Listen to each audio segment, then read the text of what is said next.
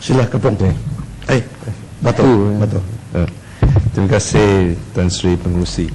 Saya ingin mulakan pembahasan saya dalam bekalan 32 butiran 010100 Pejabat Menteri. Perkara ini adalah melibatkan isu pusat perniagaan pusat bandar utara Selayang yang berdekatan dengan Pasar Borong. Projek ini mempunyai 346 unit pejabat yang kedai yang telah bertujuan untuk perniagaan borong. Dalam projek ini diswastakan di bawah EPU dan telah dilaksanakan sejak 90-an. Tetapi itu menunjukkan, projek ini juga menunjukkan tanpa koordinasi di kalangan pengurusan di Kuala Lumpur ini. Kerana undang-undang kecil Kuala Lumpur telah wujudkan satu klausa yang membenarkan monopoli bagi keseluruhan pasaran, terutamanya dan ini menyebabkan projek ini, pusat perniagaan pusat bandar utara Selayang, sebenarnya mengikut undang-undang ini tidak dibenarkan perniagaan pemborong, dan sebaliknya di kawasan projek ini terdapat pelbagai pemborong termasuk pusat pemasaran fama. Dan perkara ini telah dibangkit oleh pihak DBKL, kemukakan cadangan kepada Menteri pada 30 hari bulan November 2009 supaya perkara ini diselaraskan, supaya pemborong-pemborong yang berniaga di kawasan pusat perniagaan ini diberi lesen. Dan saya sendiri pun kemukakan cadangan supaya kita tidak melakukan perkara yang tidak adil kepada pemilik hartanah di kawasan itu.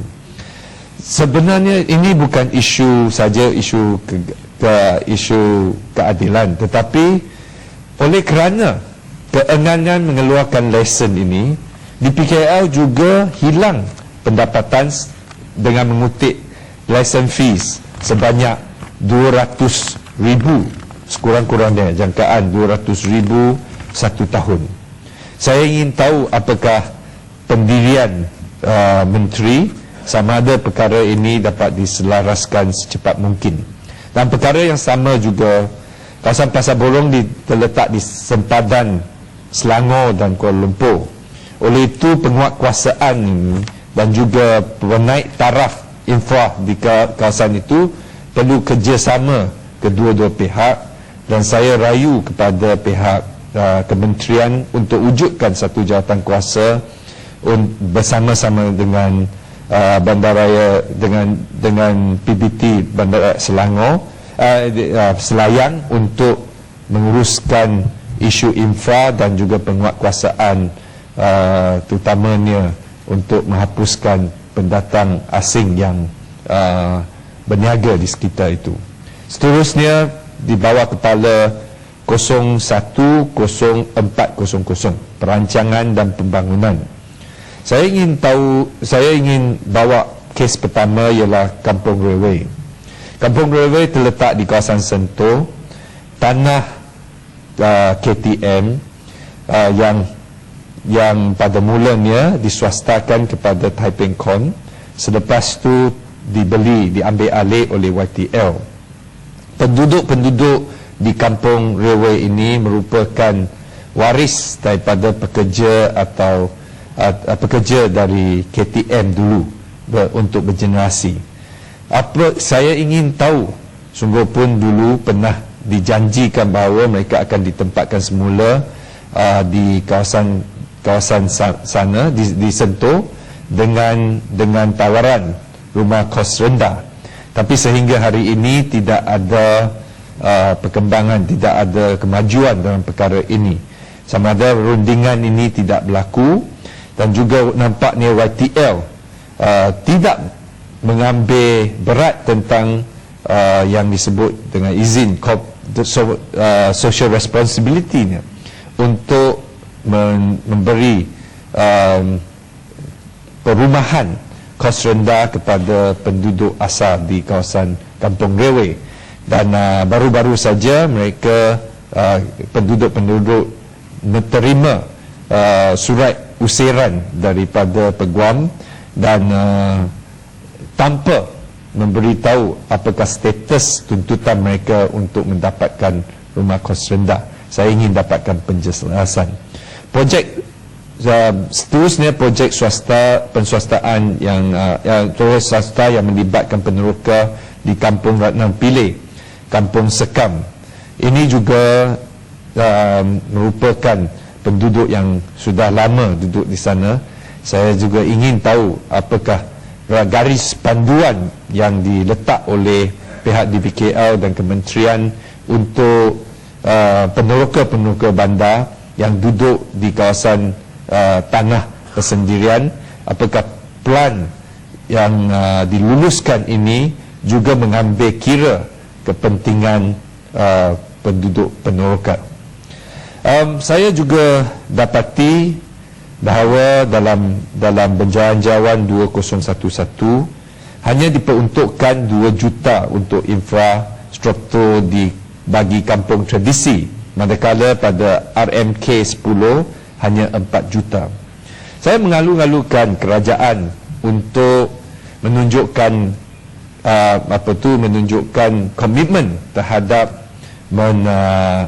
mempeliharakan budaya tradisi dengan mengisytiharkan beberapa kampung sebagai kampung tradisi atau kampung warisan. Ini tidak mencukupi hanya sebagai perisytiharan. Sebab kalau kita tadi Seri Gading sebut jati diri bagi Kuala Lumpur, kita perlu budaya yang pelbagai ini dipeliharakan, ditunjuk sebagai showcase. Tapi kalau kita turun ke kawasan kampung tradisi dan kampung warisan sekarang, nampaknya jalan tidak diselenggarakan, kawasan kutipan sampah tidak ada sistemnya, sistem pembaritan yang sudah begitu buruk sekali, yang menyebabkan banjir dan dengues dan lain-lain.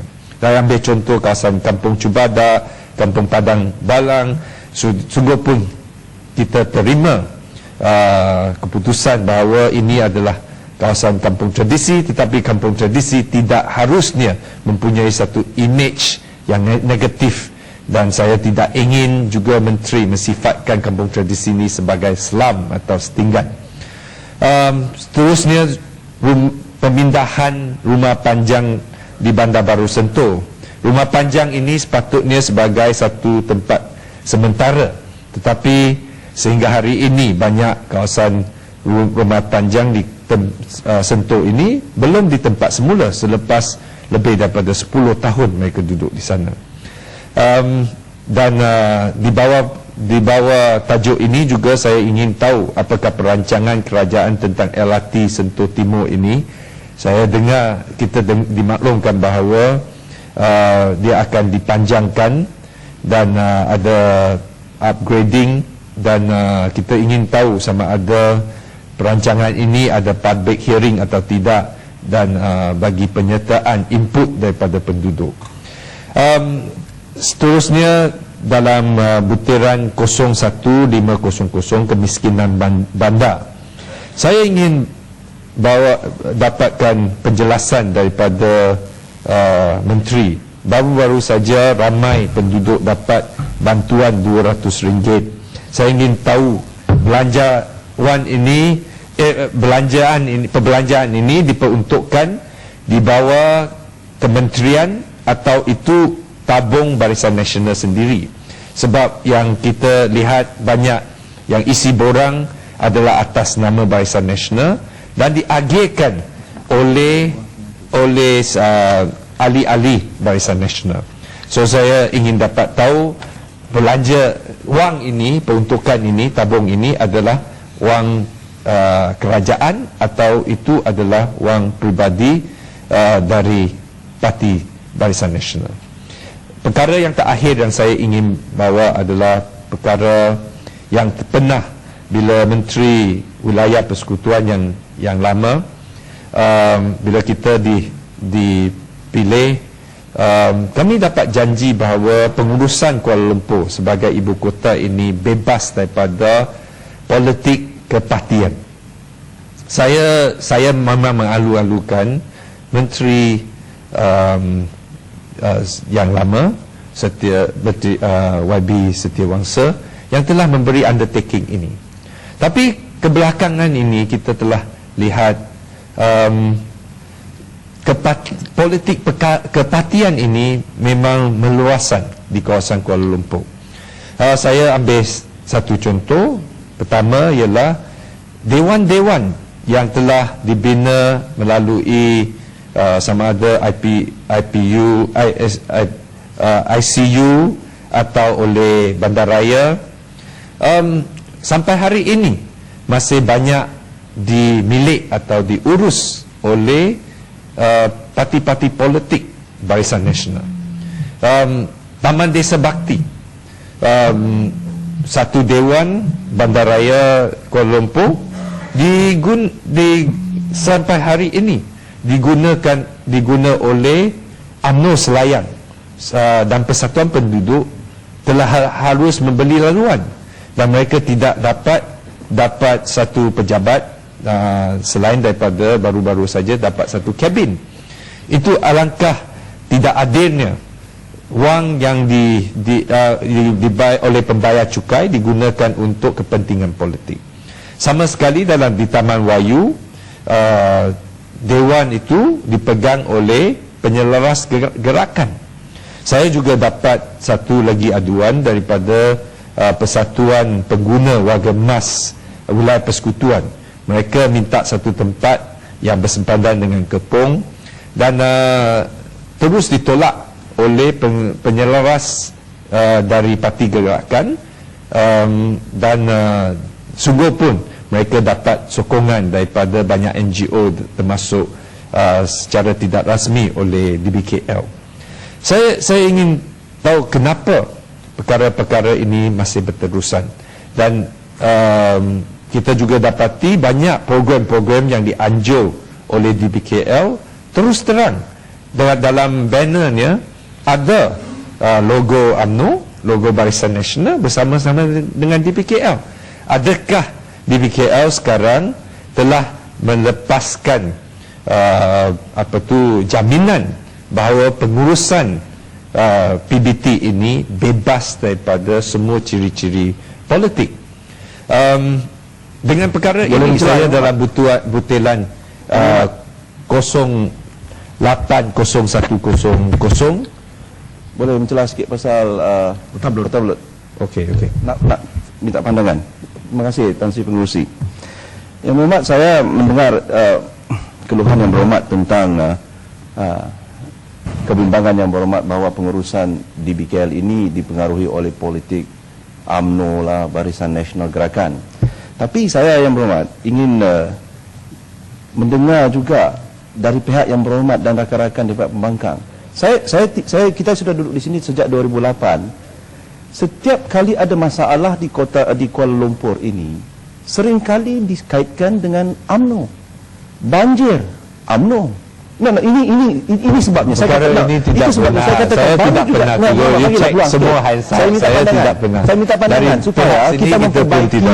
Kalau tidak, saya dengar tadi Lembah Pantai mengatakan projek diberikan, kalau salah kementerian kita boleh bercerita tentang dasar, tapi di hujung ayat ini mesti kroni UMNO.